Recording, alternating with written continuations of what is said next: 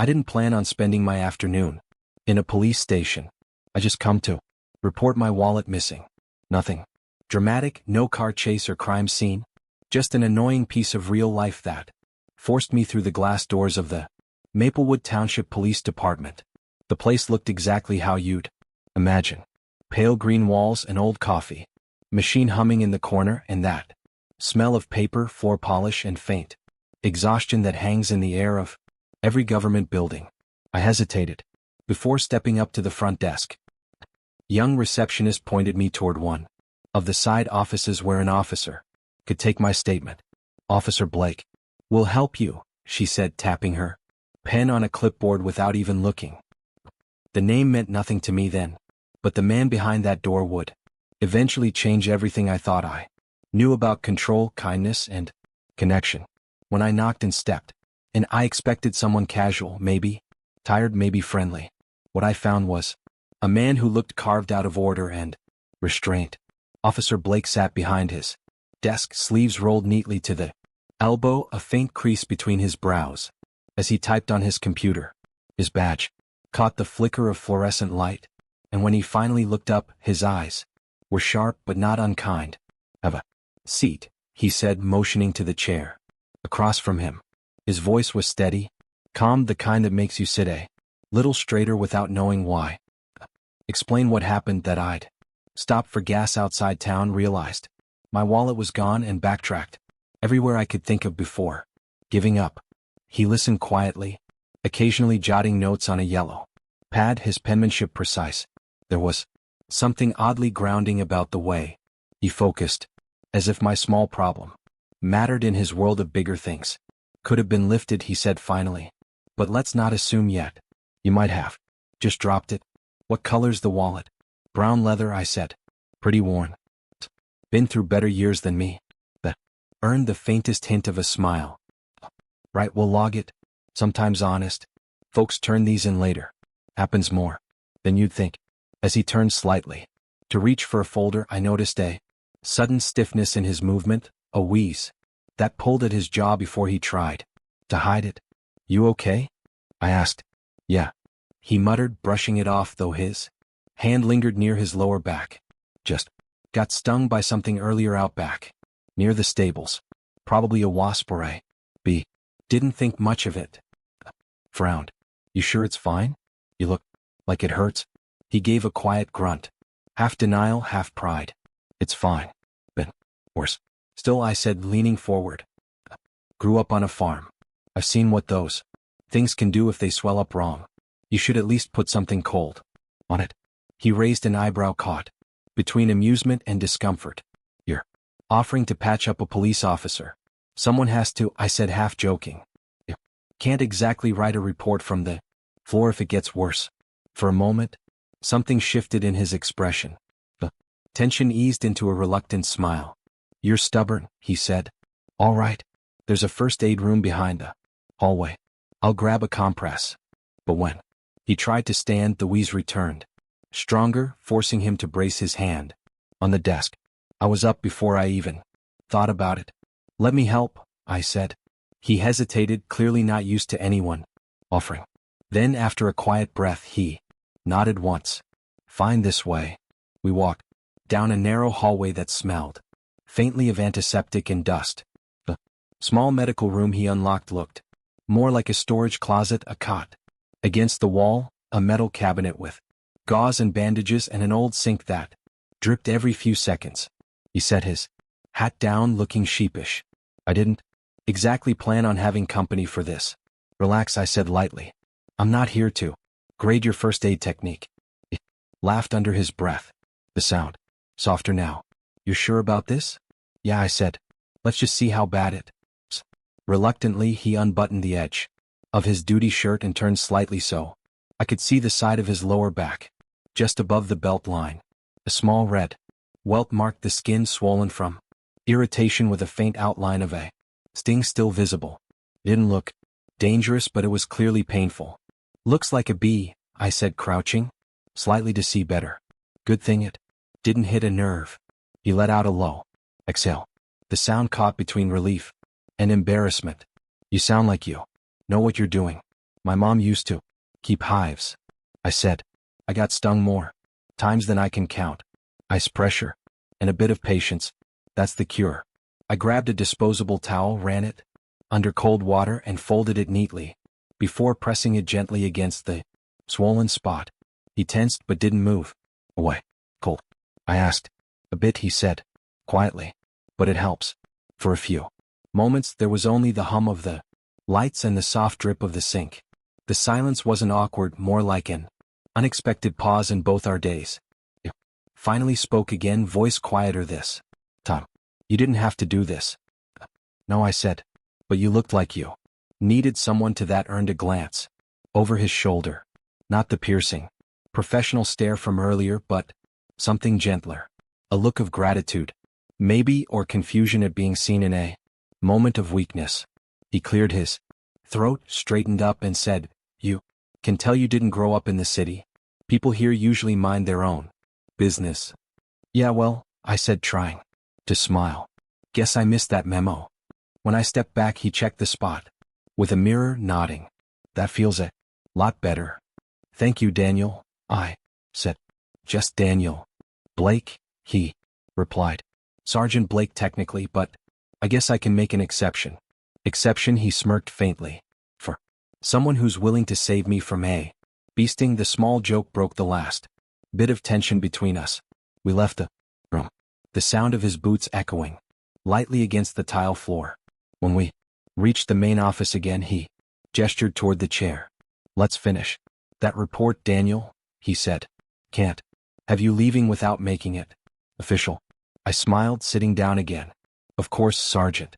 As he resumed his notes, the mood had shifted. His voice was still calm, but there was a quiet warmth beneath it now, something human. And though I didn't realize it then, that tiny moment, a sting, a towel, a few exchanged smiles would become the start of something I never expected to find again. The small medical room at the back of the station wasn't much more than a converted storage space. The fluorescent bulb flickered every few seconds, casting a faint buzz that made the silence feel louder. There was a cot against one wall, a narrow counter with a sink and a cabinet stocked with first aid supplies. A half-empty box of gloves sat next to an unopened bottle of rubbing alcohol. It was sterile, plain. Some were meant for patching up scrapes and paper cuts. Not a grown man trying to pretend he wasn't in pain. Blake stood there with the same stiffness he'd shown in the office, still trying to act like nothing hurt. But when he moved to shrug off his outer shirt, I saw his jaw tighten. That small motion, the way he hid discomfort behind discipline, struck me harder than I expected. He was the kind of man who probably carried pain, quietly, physical or otherwise. I can't manage, he said, fumbling at the edge of his shirt. I'm sure you can, I replied softly. But maybe let me help anyway. He looked at me for a moment, maybe weighing pride against practicality. Then finally he gave a quiet sigh and nodded. All right, just don't make a big deal of it. I won't, I said, smiling faintly. Promise. He turned slightly, tugging his shirt up enough to reveal the lower part of his back. The welt was angry and red, a perfect round mark with faint swelling radiating outward. It looked warm even from a few inches away, the kind of sting that pulsed with its own heartbeat. I stepped closer, careful not to touch him yet. Yeah, that's definitely a beast sting, I said quietly. You're lucky it didn't hit higher up, he huffed. Lucky isn't the word I'd use. I reached for a disposable towel, dampened it under the cool tap, and folded it neatly. When I turned back, he was standing there, head slightly bowed, one hand resting on the edge of the cot as if to steady himself. Something about the way the light hit him, half shadow, half uniform blue, made the moment feel strangely delicate. Cold coming in, I warned, pressing the towel gently against his skin. He flinched, then exhaled. Better? He nodded, his voice dropping lower. Yeah, feels better. I kept the pressure steady, watching the redness fade little by little. He was quiet for a while, just breathing slowly, letting the tension leave his shoulders. There was something unexpectedly human about him, like this, out of uniform, without being undressed, still strong but no longer guarded. You really know what You're doing, he said finally. Habits, I replied. Farm life teaches you. All kinds of medical improvisation. Stings, snake bites, twisted ankles. Name it. He chuckled softly. Guess it's good I got stung in the right company. Then I smiled. Guess so. For a few moments neither of us spoke. I focused on the slow rhythm of the work. Cool. Lift. Check. Repeat. It should have been ordinary, but it didn't feel that way. There was something quiet between us. Not attraction exactly. Not yet. More like understanding. Like two people who didn't know each other anything, but were still choosing to care. If only for a few minutes. He broke the silence with a question I didn't expect. You said you grew up on a farm around here. I shook my head. A few towns over. My family moved when my dad got sick. After he passed, I stayed behind. Guess I like the quiet. He nodded, eyes distant for a second. Yeah, quiet can be good. Too much of it, though, makes you start thinking about what? I asked before I could stop myself. He gave a small, rueful smile. Everything you've been avoiding. The truth of it sat heavy in the room. Maybe that's why it felt suddenly easy to admit. Yeah, I know the feeling. When he turned his head slightly, I saw the curiosity flicker in his eyes. I looked away, pretending to adjust the towel. I didn't mean to sound as raw as I did, but the words came from a part of me I hadn't opened in a long time. The towel had lost its chill, so I ran it under the tap again. The water hissed and the scent of metal filled the air. I pressed it gently once more, and he breathed out through his nose, shoulders finally relaxing. You can sit down if it helps, I said. He shook his head. No, this is fine. Don't want to look helpless. I smiled. You don't. You look human. That made him glance over his shoulder. His brow softened. The faintest trace of surprise in his eyes. Maybe he wasn't used to hearing that word said like it was a compliment. For the first time, I noticed something familiar about him. The set of his shoulders, the curve of his neck. It hit me all at once. That fleeting resemblance to my late partner Ryan. Not exact. Not enough to confuse memory with reality, but enough to stir something I hadn't let myself feel in years. The ache of remembering someone's laugh, someone's warmth. In the unlikeliest moment, I blinked the thought away and focused on the task. Almost done, I said, keeping my voice steady. Appreciate it, he murmured. Didn't expect my day to turn into this. What? Letting a stranger play medic? I said. Letting anyone see me off guard? He replied. That caught me off guard in return. The honesty in his tone was quiet, unguarded. It wasn't about the sting anymore. It was about what it meant to let someone else close enough to help. When I finished, I tossed the towel aside and handed him a small ice pack from the cabinet. Keep this on for a while. I said, the swelling should go down by tonight. He held the ice pack against his back and rolled his shoulders slowly. That already feels a lot better than looking at me. You really didn't have to do that. No, I said, but I'm glad I did. He studied me for a second longer, then smiled. Really smiled for the first time. It softened everything about him. Thank you, Daniel, he said quietly. The sound of my name from his lips felt different, personal somehow. You're welcome, Sergeant, I said. He chuckled. You can call me Blake. Seems fair after all this. All right, Blake, I replied, testing the name. Felt strange on my tongue, but right too. He stood straighter, the usual authority back in his stance. But the edge was gone. The air between us felt lighter, warmer. Come on, he said, opening the door for me. Let's finish that report before I end up owing you more medical favors. Followed him out, but the silence that hung between us wasn't awkward anymore. It was comfortable, familiar, even. And as I watched him walk ahead of me down that narrow hallway, I couldn't help thinking how strange it was that something as small as a sting could draw two strangers a little closer, just enough to change the direction of everything that might come next. 3 days passed before I heard from him again. I'd almost forgotten about the sting incident, buried under work deadlines. An evening quiet when my phone buzzed with an unfamiliar number. The voice on the other end was steady and familiar. All at once. Daniel, this is Sergeant Blake from Maplewood PD. Took me a second to catch up. Oh hey, everything all right? Yeah, he said, a faint smile audible in his tone. I was going through the reports this morning and realized I left your paperwork half finished, mind swinging by to sign something. There was a pause, short enough to sound casual but long enough to feel intentional. Sure, I said. Off this afternoon. I can come by around 2. Perfect, he said. And I'll bring your medical expertise in case I get attacked by another bee. I laughed. You planning on angering any more nests? No promises, he replied dryly and then hung up. When I pulled into the parking lot that afternoon, the November sun was sharp and cold, bouncing off the cruiser windshields. The station looked smaller than I remembered, less intimidating. Maybe it was just that I knew someone inside now. The front desk officer waved me through with a knowing grin. Sergeant's expecting you, she said. To send you back. When I reached his office, Blake was leaning back in his chair, reading something on his computer screen. The sleeves of his shirt were rolled again.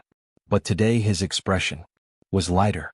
His usual composure softened by something close to amusement.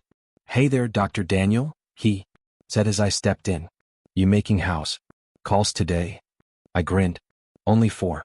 Repeat patients. He chuckled, setting down his pen. Good to know. The reports on my desk. But no rush, he gestured toward the small coffee machine near the corner. You want one? It's not great, but it's hot. Coffee sounds perfect, I said. He poured 2 cups and handed me one. His hands were steady, but his eyes avoided mine for a second too long, like he was still adjusting to this version of himself, the man who invited someone for coffee during office hours. We sat in silence for a few minutes, steam curling between us. It wasn't awkward, just quiet. So I said, breaking it. Any more run-ins with dangerous insects? None, he said, smirking. Though, dispatch did get a call about a raccoon in someone's attic. I'm thinking of wearing armor next time. That might ruin your tough image. Trust me, he said, leaning back. After getting patched up in the supply room by a civilian, that image is already on life support. Laughed and something eased between us again. His humor was dry, understated, but it suited him. I found myself watching the small lines near his eyes. When he smiled, they made him look older but also real. He asked about my work, what I did, where I lived, how I ended up in Maplewood. I told him I ran a small repair shop downtown. Nothing exciting, I said, but it keeps me busy. Busy is not a bad thing, he said, quietly. You sound like a man who knows. He shrugged. This job eats time. Long shifts, late nights. Sometimes I forget what day it is.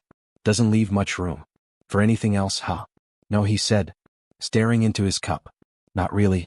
Something in his voice turned softer, edged with exhaustion. He didn't try to hide. He didn't talk about his personal life in detail, but I got pieces. Small apartment near the station, no close family in town, a routine built around duty and quiet meals alone. Wasn't self-pity, just honesty.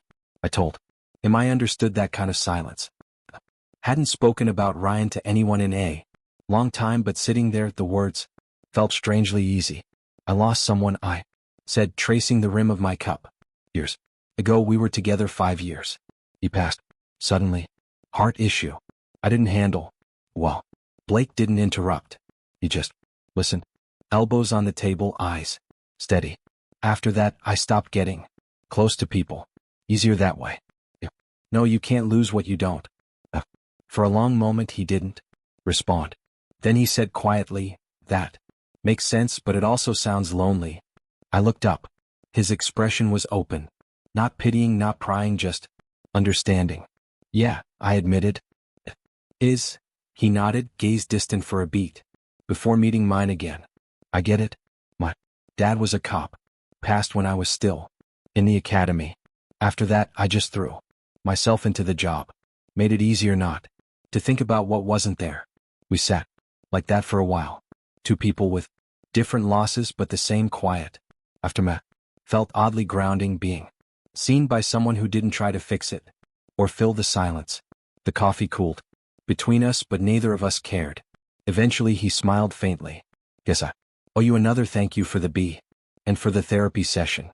I chuckled. I'll send you a bill.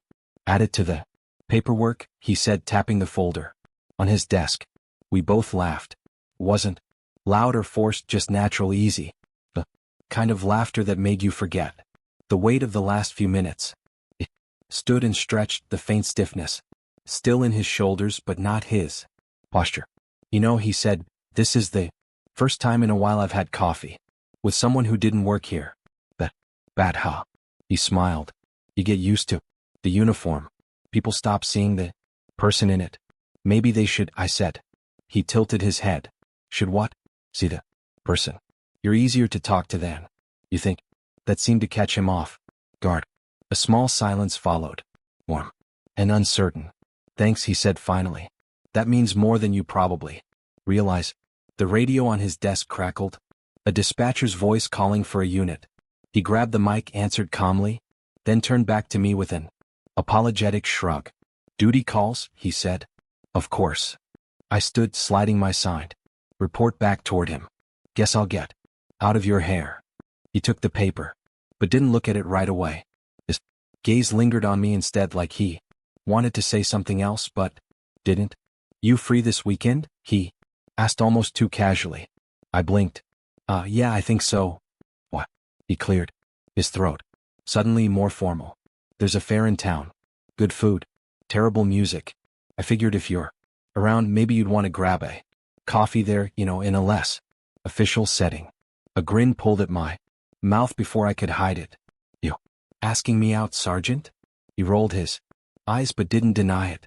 I'm asking you to make sure I don't get stung again.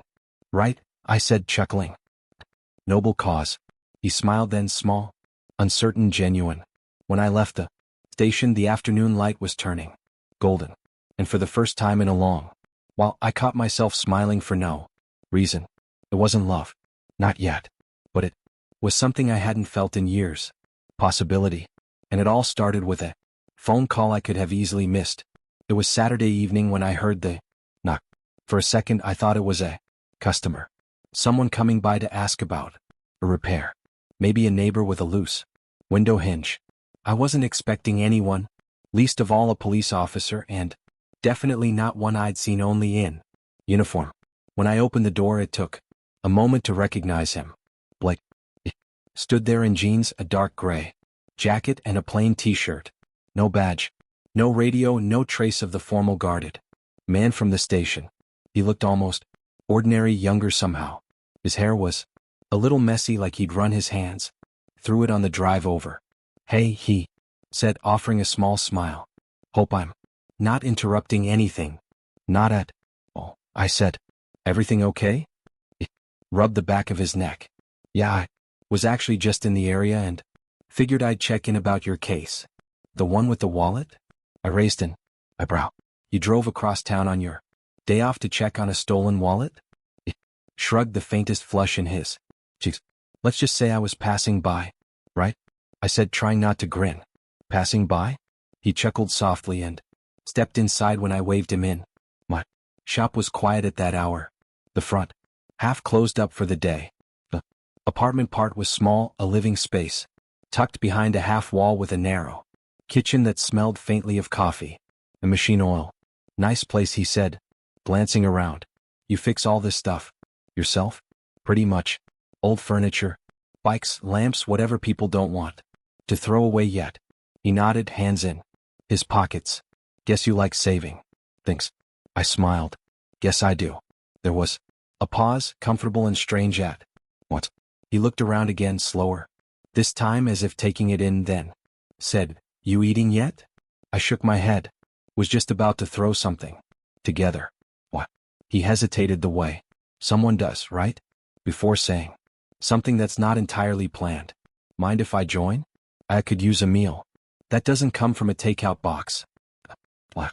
I can't promise much, but you're welcome to stay. I was just making pasta. Perfect, he said, sounding more relieved than he probably meant to. While I boiled water, he leaned against the counter, sleeves pushed up, watching, like he wasn't sure what to do with his hands. The awkwardness faded fast, though. By the time I started chopping tomatoes, we'd fallen into an easy rhythm of small talk, work stories, small town complaints, and sarcastic remarks about the world's worst coffee machine at the station. "You're surprisingly funny when you're off duty," I said at one point, stirring sauce. "I'll take that as a compliment," he replied.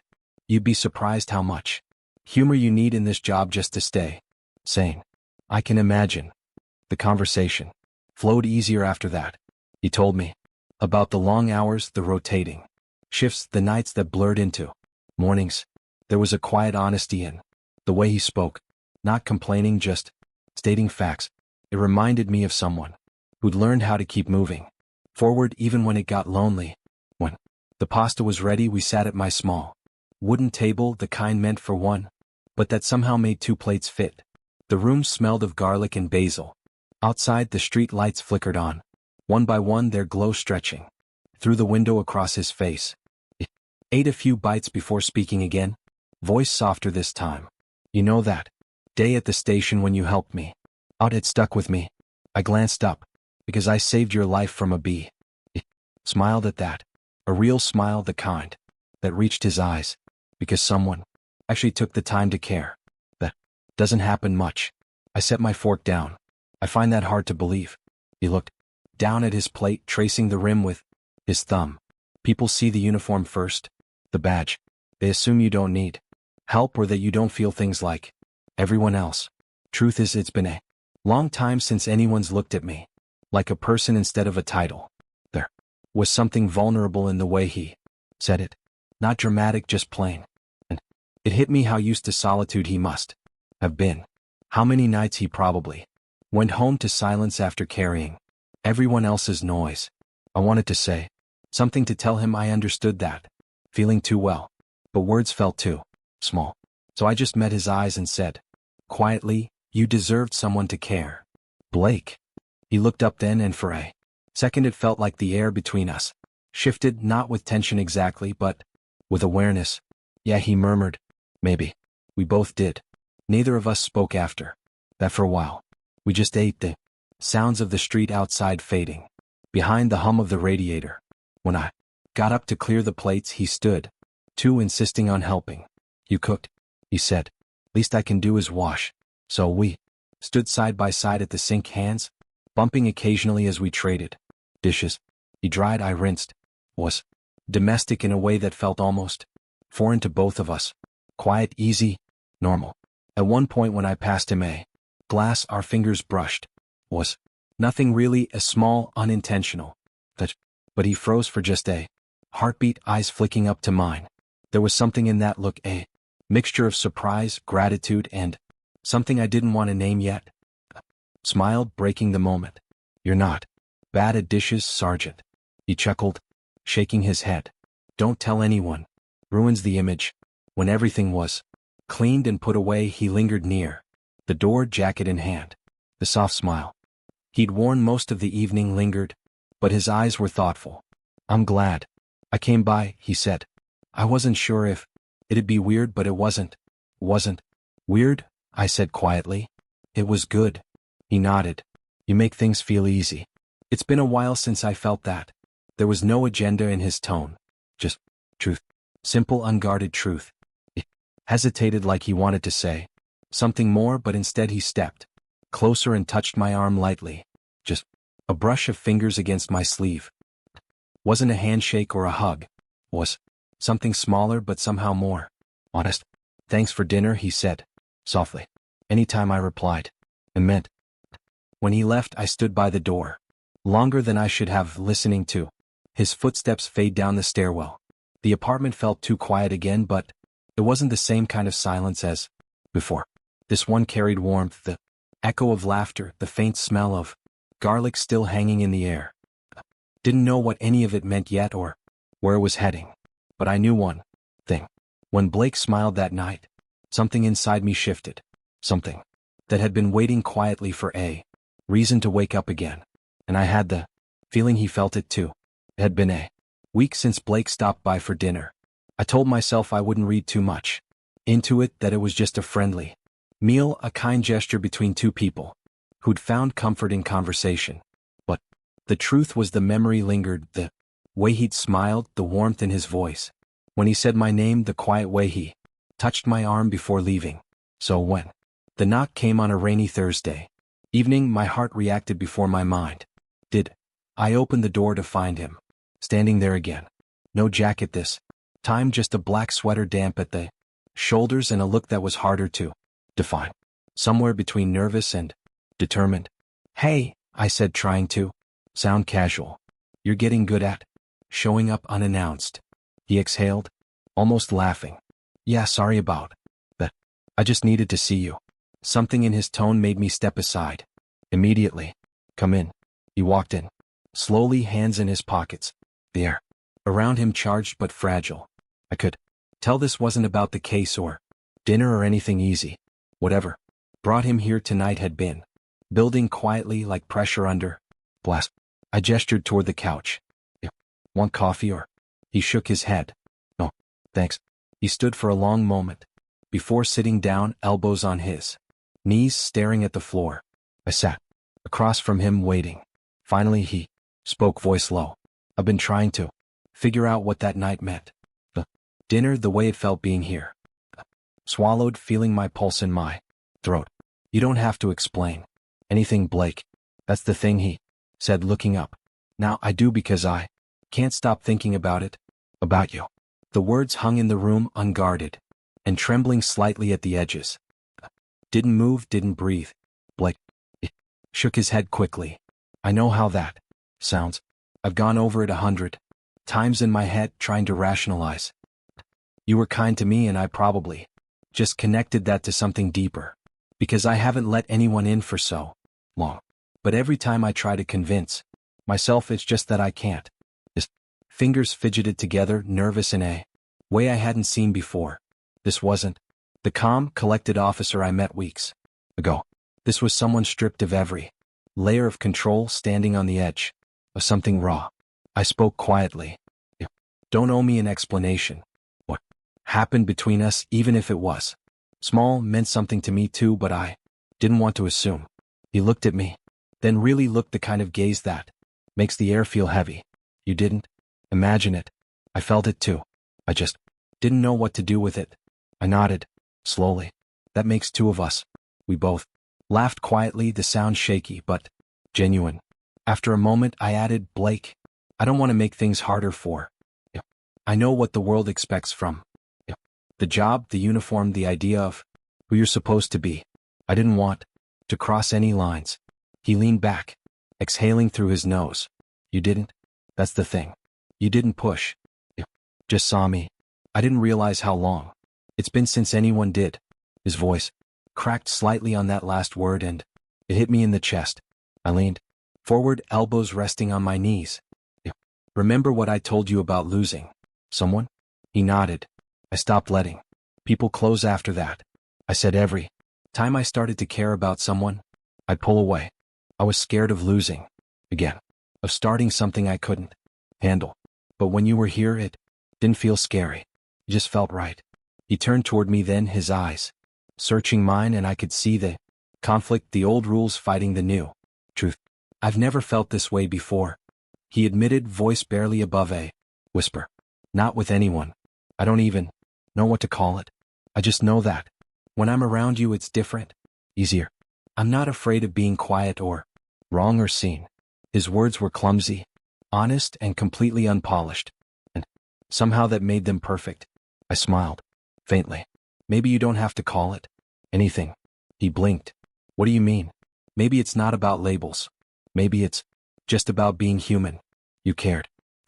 Cared. Whatever that is, it's real." He nodded slowly, eyes glistening slightly. "You make it sound simple." "Maybe it is," I said softly. "Maybe we're the ones who make it complicated."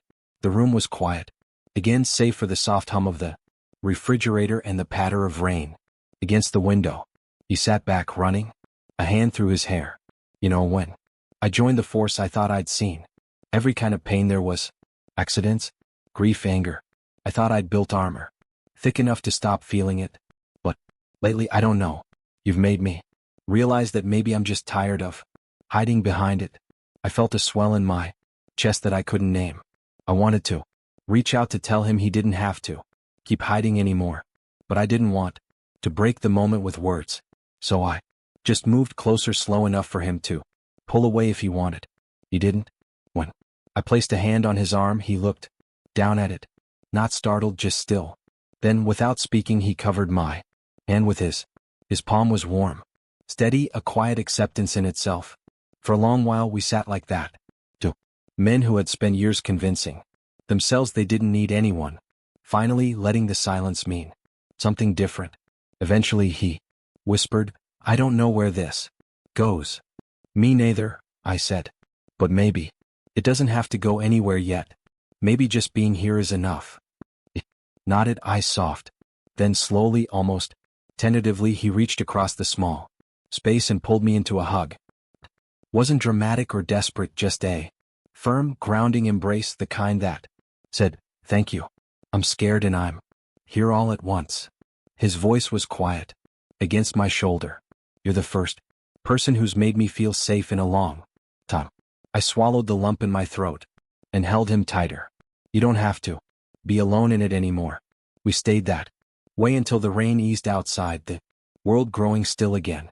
When he finally pulled back, there was a peace in his expression I hadn't seen before, a gentleness that softened everything about him. He smiled faintly. "Guess this all started because of a bee." I laughed softly. "Stranger things have brought people together." He stood to leave, hesitated, then reached out one last time, brushing his fingers against mine. "Thank you, Daniel, for not walking away."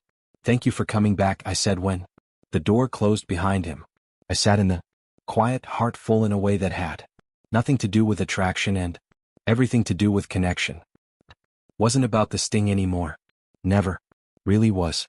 It was about two broken people finding a reason to heal, starting with something small enough to fit in the palm of a hand and ending with something that could fill a whole room. Winter came quietly to Maplewood. The air turned crisp, mornings colder, and evenings stretched longer under the soft glow of street lamps. It had been 3 months since the night Blake showed up at my door and told me he couldn't stop thinking about me. A lot had changed since then, and yet not everything. He'd requested a transfer to a smaller precinct just outside town, one with fewer late shifts and less chaos. Wasn't just for us, though I knew deep down that I was part of the reason. "Just want to breathe for a while," he'd said, and he had. He started spending most evenings at my apartment. Some nights he'd bring takeout. Other nights, we'd cook together like we did that first time. Eventually it made more sense for him to bring a few things over: a uniform, an extra toothbrush, then a drawer, then half the closet. Before long I stopped thinking of the place as mine alone. It was ours. Life had settled into a rhythm. Nothing grand or dramatic, just peaceful. He'd wake before me, always the early riser, and I'd find him at the kitchen table with a cup of coffee and the newspaper folded neatly beside his hand. Sometimes I'd just stand there for a minute watching him. In the morning light, the quiet concentration on his face, the calm that hadn't been there months ago. One morning he looked up and caught me staring. "What?" he asked, smirking. "Nothing," I said, smiling. "You just look happy." He tilted his head, considering. "Maybe I am." I joined him, stealing a sip from his mug. "That's new," he chuckled. "Yeah, I guess it is." We didn't need big declarations. There was something beautiful about the ordinary. Folding laundry together, taking walks after dinner, arguing over whose turn it was to buy groceries. The small, mundane things stitched the days together until they felt whole. One Saturday we spent the afternoon fixing an old radio I'd found at a yard sale. He sat beside me, sleeves rolled up, handing me tools and pretending to understand what I was doing. "You sure this thing's worth saving?" he asked. "Of course," I said. "It just needs a little patience." He grinned. "You could be talking about me, you know." I looked up, meeting his. "Maybe I am." That earned me a laugh and a gentle nudge on the shoulder. Moments like that had become our language. Teasing, glances, small touches that said more than words could. There was no urgency, no fear, just two people learning how to exist beside each other, quietly rewriting what love meant. One evening, as the first snow started to fall, we sat by the window, watching the world turn white. The lights from the street reflected softly on the glass, and for a while neither of us spoke. Then Blake said almost to himself, "You know, I didn't think peace was something I'd ever have again." Turned to him, "What do you mean?" It took a slow breath. "When you spend years in a job like mine, you start carrying things, calls that go bad, faces you can't forget. The noise never really stops, even when the shift ends. I thought that was just life." He looked at me, then his voice quieter.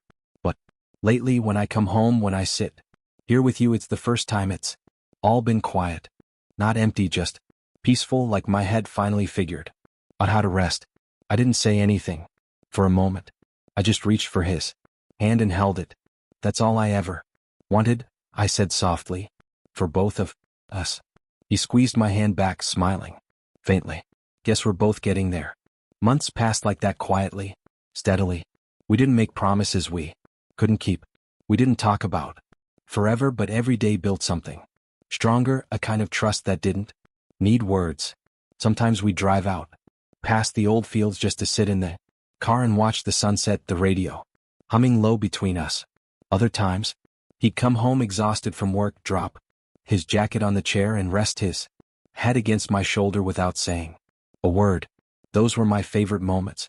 The ones where nothing needed to be fixed, where being there was enough. One night in early spring, we ended up walking past the police station, the same one where it all started. The building looked smaller now, the light from the office windows spilling softly onto the sidewalk.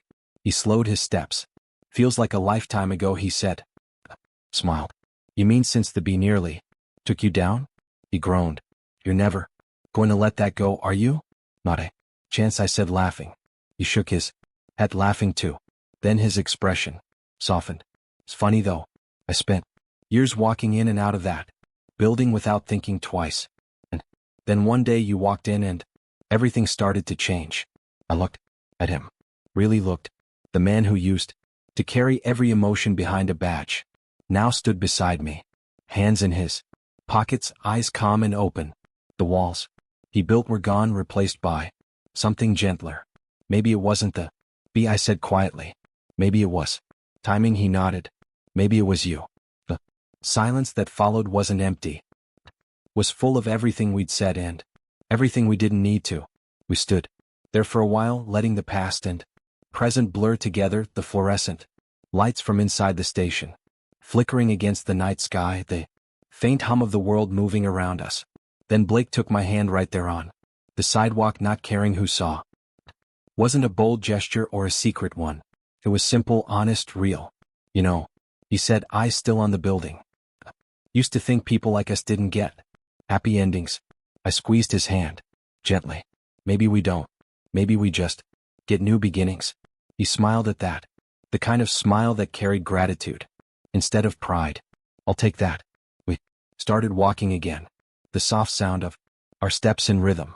And as we passed under the faint glow of the street light, I realized something that made my chest tighten in the best way.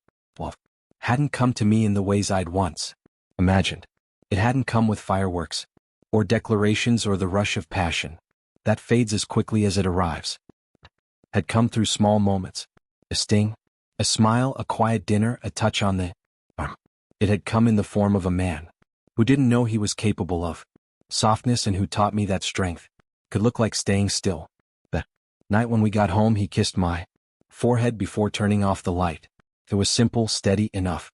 As I lay there beside him, listening to his slow breathing, I thought of how strange life could be, how one small moment could reroute the entire course of your days.